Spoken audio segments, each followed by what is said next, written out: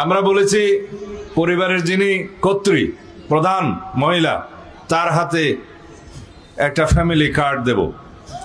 এই family card অবশ্যই যারা দরিদ্র পরিবার তাদের কাছেই দেয়া হবে।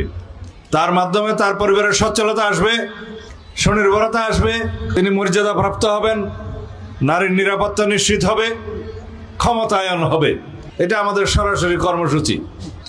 এর বাইরে আমরা কৃষকদের জন্য কৃষি কার্ড, ইমাম মুয়াজ্জিম খতিবদের জন্য সরকারি ভাতা সহ খেলাধুলার ক্ষেত্রে, শিক্ষার ক্ষেত্রে, কারিগরি শিক্ষা, কর্মক্ষম হাত গড়ে তোলার জন্য আমরা অনেক কর্মসূচি নিয়েছি।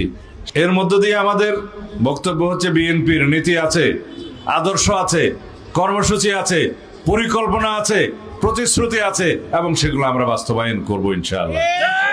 অপরপক্ষে যারা জনগণকে বিভ্রান্ত করছে তাদের আমরা কোনো পরিকল্পনাই দেখি না, দেশ গড়ার কোনো নীতি দেখি না।